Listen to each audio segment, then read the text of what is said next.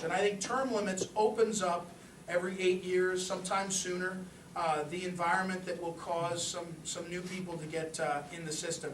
And back to my broader observation, I think when we first started this great American experiment, both at the federal level and also at the state level, most people, candidly, didn't live long enough to, life expectancy was shorter, you had to travel further, you had to live a life that was tougher and all. And so there was sort of a natural term limit going on. And I think now, the worst examples that have caught our eye, and maybe it's not fair, but the Ted Stevens of the world at the federal level, and some of the others that have been in, I could go through a partisan list, but I probably won't. But I think that Chris Dodd is facing a lot of questions about all the things that have gone on, and I just think that we're well served to cycle out people. And I'd make one observation from a person who went from an outsider in government. I'd never served in office, I was at the election board in the city of St. Louis, but had never been a cabinet director or been involved, and really was not a close observer of legislative affairs in government, to being chief of staff. And what you learn quickly is you trust people, if you're smart, I think, of either or any party who are honest with you.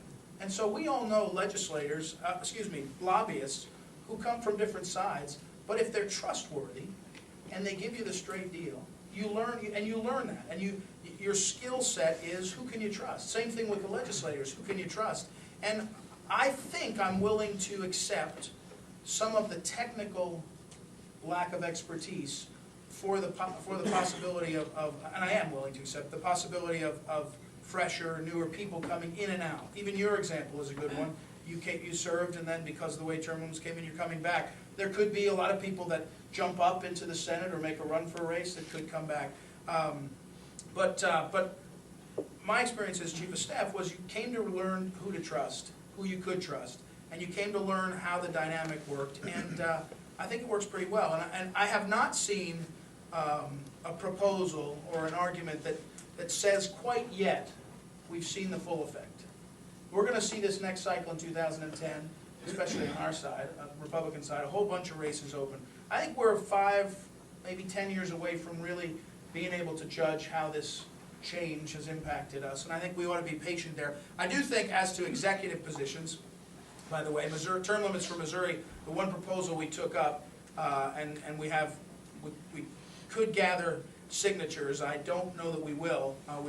We started that process, but is to term limit the executive positions in the Missouri government. Currently, it's the governor and the treasurer who are term limited, and no one else is. Now, I guess, I've never seen the history. The governor is term limited partly because of executives are often, but the treasurer because he or she has control of the money. But it seems to me that a very obvious common sense position would be to have 2 terms for the lieutenant governor and the attorney general and others. And I think that that's something that we'll see that change in the next couple of years if we can kind of put together the effort to put on. The other thing is they have polled, not that this means everything, but they have polled this issue since about the 1970s, some of the national term limits folks. And it continues to be a very popular idea, a very popular initiative. And I think that I don't think we're seeing in this coming cycle any change in the intensity of people in terms of wanting to see change, for example, in Congress.